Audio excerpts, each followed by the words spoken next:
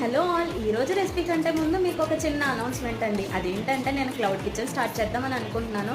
నేను ఉండేది హైదరాబాద్ చింతల్లో. ఇప్పుడప్పుడే స్విగ్గీలోని జొమాటోలోని పార్ట్నర్షిప్ అయితే తీసుకోవట్లేదు. నార్మల్గా డైరెక్ట్ ఆర్డర్సే ఇద్దాం అనుకుంటున్నాను. మీకు ఎవరెవరికైతే నా రెసిపీస్ చూసినప్పుడు టేస్ట్ చేయాలి అని అనిపించిందో వాళ్ళందరూ నేను ఒక నెంబర్ ఇస్తాను, దానికైతే కాంటాక్ట్ అవ్వండి. వాట్సాప్లో మెసేజ్ చేసినా పర్లేదు, డైరెక్ట్ కాల్ చేసినా పర్లేదు.